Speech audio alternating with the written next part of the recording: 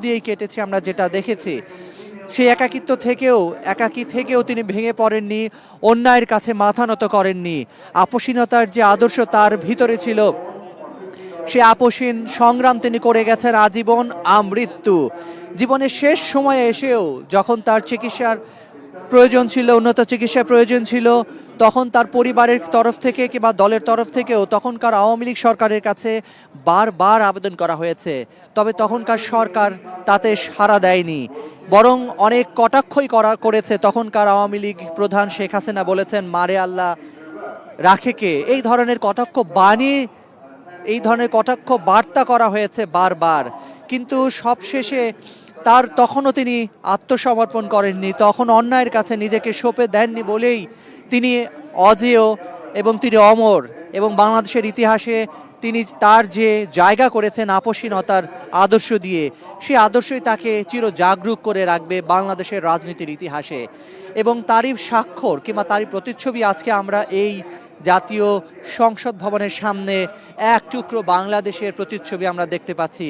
কিভাবে পুরো জাতি আজ শোকে মুহ্যমান, কিভাবে পুরো জাতি আজ শ্রদ্ধাবনত তার সাবেক প্রধানমন্ত্রী বিএনপি চেয়ারপারসন খালেদা জিয়ার প্রতি। সেই প্রতিচ্ছবি আমরা কিন্তু কিছুটা দেখানোর চেষ্টা করছি এই জাতীয় সংসদের দক্ষিণ প্লাজা থেকে। দর্শক, আমরা দেখানোর চেষ্টা করছি এখানে আসা মানুষ সারিবদ্ধভাবে দাঁড়িয়ে রয়েছে, জানাজার জন্য অপেক্ষা করছে এবং তার অধীর আগ্রহে অপেক্ষা করছে তাদের সেই প্রাণপ্রিয় নেত্রীকে জানাজা অংশ নিয়ে আল্লাহর দরবারে দোয়া করে তাকে চির বিদায় জানাতে।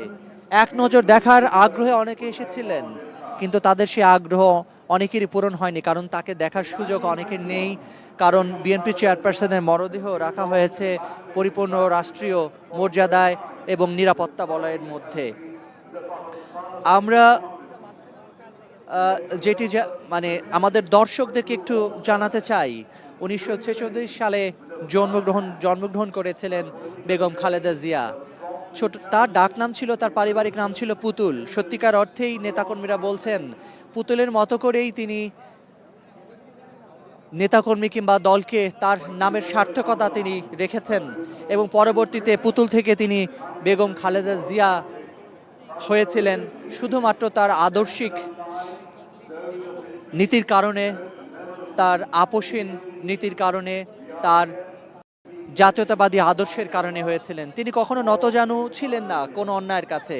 যখন তিনি প্রধানমন্ত্রী ছিলেন তখন তিনি রাষ্ট্র স্বার্থ বিরোধী কোনো চুক্তি কিংবা জনস্বার্থ বিরোধী, দেশের স্বার্থ বিরোধী এমন কোনো আইন করেননি কিংবা এমন কোনো চুক্তি করেননি যেটি মানুষের স্বার্থের বিপক্ষে যায়।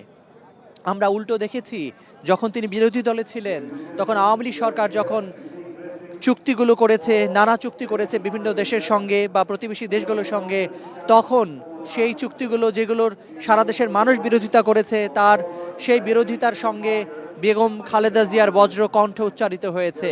তিনি প্রতিবাদ করেছেন। তিনি যখন বিরোধী দলে ছিলেন তখনও দেশের মানুষের পক্ষে কথা বলেছেন, সরকারের অনেক নীতির সমালোচনা করেছেন।